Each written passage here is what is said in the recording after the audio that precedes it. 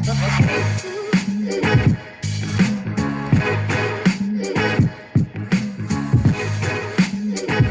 have some fabulous live music later on, but right now, here's the kind I prefer.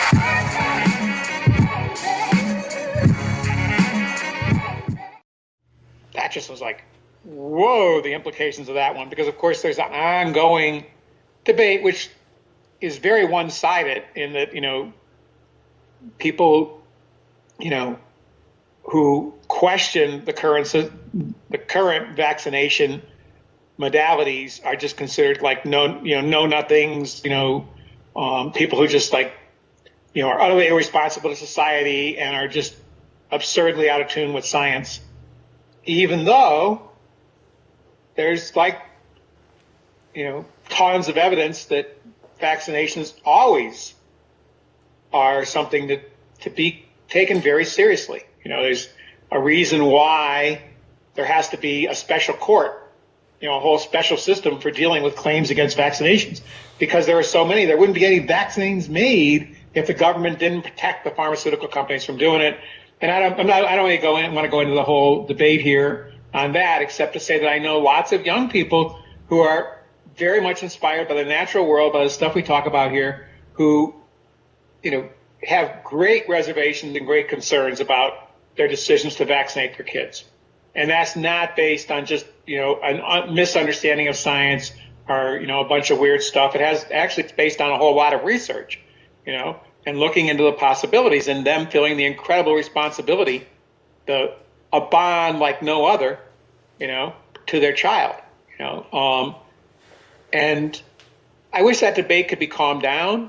It's a real pleasure. One of the women who repeatedly attends our cooking classes at the French Broad Co-op and who used to attend my growing classes in Yancey County is a doctor, and she actually more was understanding of that, why parents would have those concerns, and upset that a lot of her colleagues react without listening to those concerns. And I want to say right out, I think vaccines are great.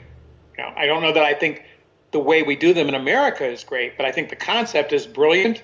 It's a natural concept, and I think it's got incredible potential and has had wonderful effect on some diseases that are really horribly bothered human beings, horribly impacted human beings, smallpox being a great example.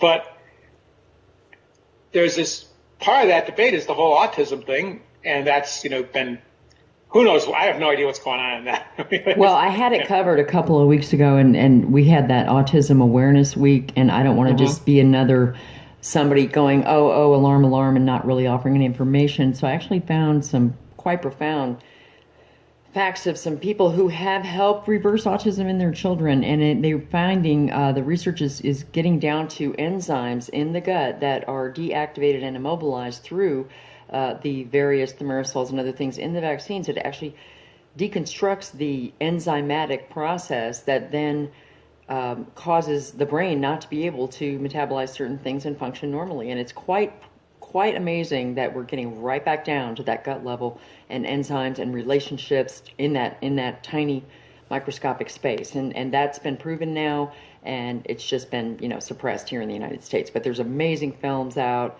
Vaxxed and other things that are really pulling back the cloak of obscurity on this topic. So there's really not a lot of question. There's a lot of knowledge, but there's a lot of suppression of the information. But the great thing is we can heal. We can heal. Sometimes we have to work on the detox from it longer. Some kids respond better depending on their beginning immune system. But one father did help his child get back to functioning like a normal kid again. The point that I wanted to make is then there's other whole layers, immune response. I mean, it doesn't have to be caused by a vaccine, but it can be caused by a vaccine. Of course, there's an immune response that's very strong when you're vaccinated, And so it's like everything, when we look at soil science and stuff, for example, right now we're trying to, redesign our composting system to get more fungi in it. And it means I have to completely relook at how I looked at compost before. And every time we get that information, new pieces of information, it changes everything. And it should, why I brought that all up is it should, when people get that, allow everybody to just step back and go, oh, we don't even know. We still are learning. There's so much more to know, and to respect where everybody is coming from at that point, and I think it's happens more frequently with people that are connected to nature, because you cannot be in the natural world without understanding how little and yeah. It was just fascinating. That book fascinated me, and that whole piece, which I had never heard of, whereby an immune response can have that impact on and there's so many ways that people end up out of balance psychologically. What's fascinating, I mean, the really fascinating part to me too is, in that discussion they said, of course, we can't even really test these theories, because you can't test mice for autism. It's the way humans interact with each other and experience the world. It's not something you can test on other animals. Well, actually, Pat, they have found this is actually going on with dogs. The dogs, so the dogs, there have been autistic traits and characteristics being expressed in dogs that are vaccinated as well. So this is actually, yeah. I mean, I did hear another whole thing on Fresh Air one time with somebody who was talking about other animals, other animals that have already acclimated to humans, because it's a human experience. Like, we don't know what autistic behavior would be in mice. I don't know that they don't have autistic behavior, but we don't understand mouse behavior enough to look at a mouse and say that mouse is acting autistically.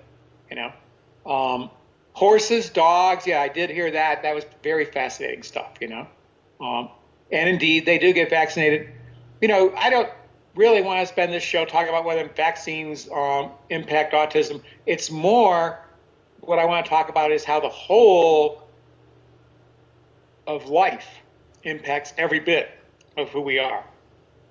And the unwillingness of the reductionist scientific community to look at that and to be way more nuanced in how they talk about everything. And I think it's all about convenience. I mean, why do we have vaccines that are like, tons of, different vaccines put into one shot? It's about convenience, It's about not wanting to take the care and have the expense that a much more nuanced and careful introduction of vaccinations would have, And so I think likewise in the discussion of it all, or like the classic one when I have challenged scientists that said, well, what you're saying is not scientifically proven. And I go, well, let's design a experiment to prove it. And they go, oh, no, it's way too complex. We could never do that. And my response is, just get out of my way then. Likewise, I think that happens in medicine too. People, they don't want to look at stuff in complex, interrelated ways, because you can't process patients fast enough that way. It's what they want is a system where, you can look at it, check off a few symptoms, and write a prescription. And that's why I don't spend as much time in the Western medical system, because I'm much more interested in the nuances, in the interrelationships, the relationship between nutrition, between the natural world, the microbial world, and the impact of everything of modern life that it has on that.